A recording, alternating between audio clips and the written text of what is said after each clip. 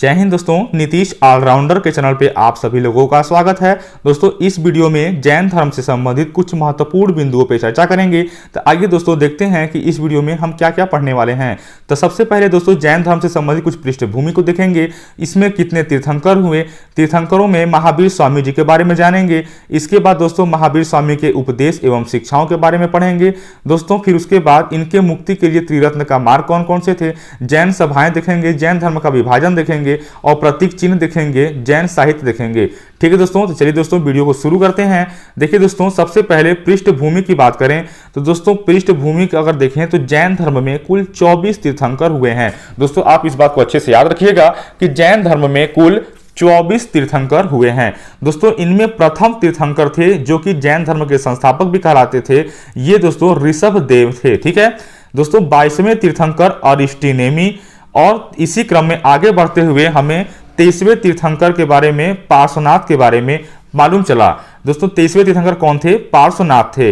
दोस्तों आइए पार्श्वनाथ के बारे में जानते हैं। तो इनका जन्म काशी अर्थात वाराणसी में हुआ। इनके पिता दोस्तों अश्वसेन थे जो कि काशी के राजा थे। इनको ज्ञान की प्राप्ति सम्मेघ पर्वत पर हुआ जो कि झारखंड में है। इन्होंने 4 शिक्षाएं दी: सत्य, अहिंसा, आस्तेय, अपरिग्रह। दोस्तों इसी में 5वां महाव्रत शामिल हुआ जो कि ब्रह्मचर्य का नियम था और ये महावीर स्वामी जी के द्वारा दिया गया। तो 24 जो आपके 23वें तीर्थंकर पार्श्वनाथ थे, इन्होंने 4 शिक्षाएं दी, इसलिए इसे चतुरायन का नियम भी कहते हैं। तो आपके एग्जाम में पूछेगा कि चतुरायन का नियम किसने दिया, तो आपका जवाब होगा पार्श्वनाथ। और दोस्तों जब एक क्रम और इसी में जोड़ देते हैं ब्रह्मचर्य का नियम जो कि महावीर स्वामी जी के द्वारा जुड़ा है, जो कि 24वें तीर्थंकर होते हैं और जैन धर्म के सबसे अंतिम तीर्थंकर भी कहलाए। तो दोस्तों इन्होंने पंचायन धर्म दिया क्योंकि इन्होंने ब्रह्मचर्य को इसी में जोड़ दिया था। तो कुल पंचायन का नियम इनका हो जाता है। आइए दोस्तों इसी क्रम में आगे बढ़ते हैं। तो 24वें तीर्थंकर महावीर स्वामी हुए। ठीक है, देखिए 24वें तीर्थंकर महावीर स्वामी हुए। तो महावीर स्वामी से जुड़े कुछ महत्वपूर्ण बिंदुओं पर चर्चा करते हैं। जैन धर्म के ये अंतिम तीर्थंकर भी कहलाते हैं 24वें तीर्थंकर। इनका जन्म 540 ईसा पूर्व कुंडग्राम वैशाली में हुआ। इनका मृत्यु 468 ईसा पूर्व पावापुरी में हुआ जो कि 72 वर्ष की उम्र में ही इनकी मृत्यु हो गई थी। 72 वर्ष। ठीक है दोस्तों, इसी क्रम में आप याद रखिए तो महात्मा बुद्ध का जो मृत्यु हुआ था, यानी उनको जो महापरिनिर्वाण की प्राप्ति हुई थी, उनको 80 वर्ष की उम्र में हुई थी और यहाँ पे महावीर स्वामी को 72 वर्ष की उम्र में हुई है। बचपन का नाम दोस्तों इनका वर्धमान था। महावीर स्वामी के बचपन का नाम वर्धमान था। इनके पिता का नाम सिद्धार्थ था। और वहां पे दोस्तों देखिए तो महात्मा बुद्ध के बचपन का नाम सिद्धार्थ था और यहाँ पे इनके महावीर स्वामी के पिता का नाम सिद्धार्थ था। इनकी माता त्रिशला थी जो कि एक शासक चेटक की बहन थी जो कि लिच्छवी शासक थे। ठीक है दोस्तों, पत्नी इनकी यशोदा थी। याद रखिएगा महात्मा बुद्ध की जो पत्नी थी उनका नाम यशोधरा था, लेकिन यहां पर महावीर स्वामी की जो पत्नी है इनका नाम यशोदा है। याद रखेंगे दोस्तों, महावीर स्वामी की पुत्री का नाम प्रियदर्शनी था। इन्होंने गृह त्याग किया 30 वर्ष की उम्र में। ठीक है, याद रखेंगे 30 वर्ष की आयु में इन्होंने गृह त्याग किया, लेकिन गौतम बुद्ध ने 29 वर्ष की आयु में गृह त्याग किया था। ठीक है दोस्तों, इनको ज्ञान की प्राप्ति जाम्भिक ग्राम में हुई और शाल वृक्ष के नीचे हुई तथा ऋजुपालिका नदी के किनारे हुई। 12 वर्ष पश्चात ज्ञान की प्राप्ति हुई इनको। ठीक है, महावीर स्वामी जी को ज्ञान की प्राप्ति 12 वर्ष पश्चात हुई। तो दोस्तों ज्ञान की प्राप्ति होने पर ये केवल्य कहलाए। और अगर आप इसी क्रम में याद रखेंगे गौतम बुद्ध यानी बौद्ध धर्म से संबंधित, तो वहां पे महात्मा बुद्ध को ज्ञान की प्राप्ति 6 वर्ष के पश्चात हुई थी और वो ज्ञान प्राप्ति के बाद बुद्धत्व कहलाए थे। और यहाँ पे महावीर स्वामी को ज्ञान की प्राप्ति 12 वर्ष के बाद हुई है और ये यहाँ पे केवल्य कहलाए। ठीक है, आप इसको याद रखेंगे। आइए दोस्तों इसी क्रम में आगे बढ़ते हैं। तो दोस्तों ज्ञान प्राप्ति के बाद महावीर स्वामी जिन कहलाए। जिन का अर्थ होता है विजेता, यानी उन्होंने अपने पर विजय हासिल कर लिया था। ये दोस्तों अरहत कहलाए यानी योगी। ये दोस्तों निर्ग्रभ यानी बंधन रहित। ये दोस्तों महावीर कहलाए क्योंकि साधना के प्रति समर्पण, यानी ये अपनी साधना बहुत ही निष्ठा और बहुत ही कठिनाई से करते थे, इसलिए ये महावीर कहलाए। दोस्तों महावीर स्वामी के उपदेश एवं शिक्षाओं के बारे में भी जानते हैं। तो इनके जो है कि प्रथम उपदेश राजगृह में हुआ। महावीर स्वामी ने अपना प्रथम उपदेश राजगृह में दिया और इनके प्रथम शिष्य जामाली थे जो कि इनके दामाद हुए। दोस्तों याद रखेंगे आप कि इनके प्रथम शिष्य जामाली थे जो कि इनकी पुत्री जो प्रियदर्शनी थी, इन्हीं से इनका जामाली से विवाह होता है, तो ये महावीर स्वामी के दामाद भी हो जाते हैं। दोस्तों देखिए, महावीर स्वामी ने कहा कि संसार दुखमय है तथा दुख का कारण कर्मफल है। इसी क्रम में दोस्तों आगे बढ़ते हैं, तो आइए दोस्तों वीडियो को लाइक जरूर करिएगा। देखिए दोस्तों, मुक्ति के लिए त्रिरत्न का मार्ग दिया गया यहाँ पे।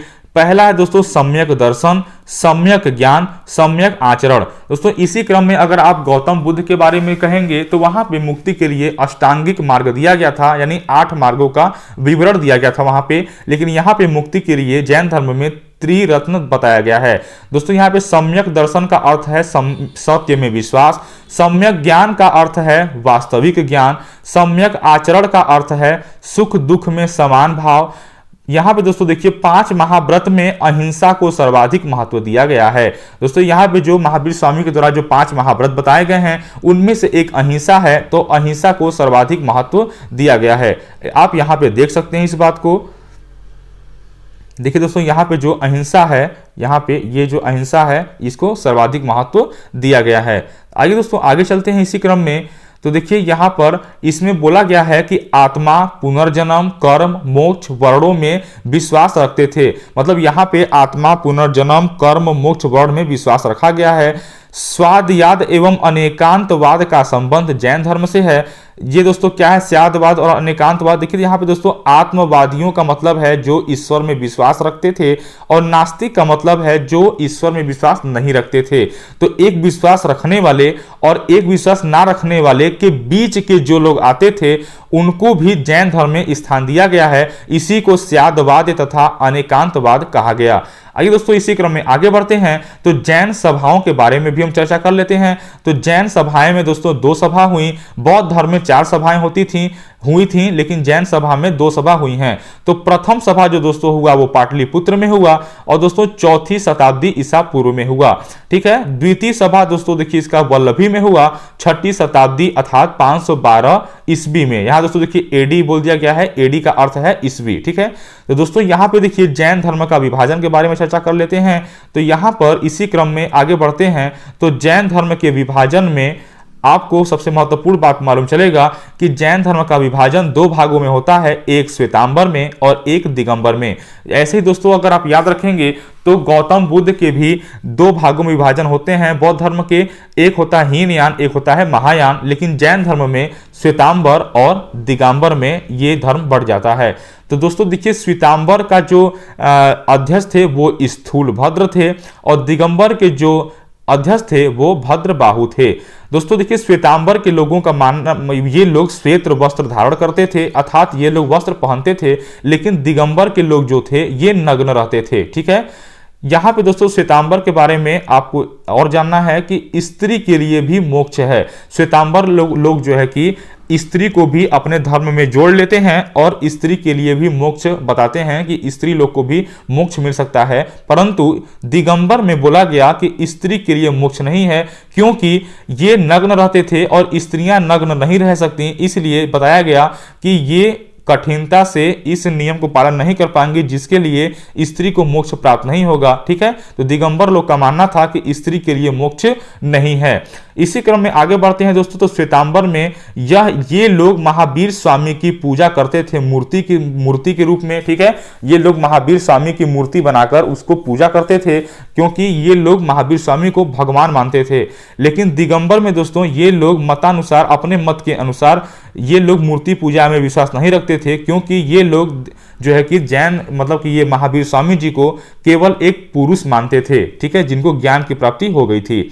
आइए दोस्तों इसी क्रम में आगे बढ़ते हैं, तो कुछ प्रतीक चिन्ह के बारे में जानते हैं जो कि बहुत ही महत्वपूर्ण है आपके एग्जाम की दृष्टि से।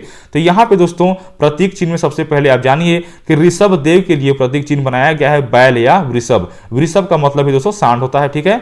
बैल या वृषभ। इसके बाद दोस्तों अजीतनाथ के लिए हाथी का प्रतीक बताया गया है, पार्श्वनाथ के लिए सूर्य का प्रतीक बताया गया है और महावीर स्वामी के लिए सिंह का प्रतीक बताया गया है। इसको भी आप अच्छे से याद रखेंगे। चलिए दोस्तों इसी क्रम में आगे बढ़ते हैं। तो यहाँ पर जैन साहित्य के बारे में भी आपको मैं बता देता हूं कि यहाँ पर अंग के जो है कि टोटल अंग कितने थे, 12 थे। जैन साहित्य से जुड़ी जो किताबें थी, जो ग्रंथ थी, उन्हें अंग कहा गया और ये अंग की संख्या दोस्तों 12 थी। और दोस्तों इसमें जैन के सिद्धांत यानी जैन धर्म के सिद्धांतों का वर्णन मिलता है।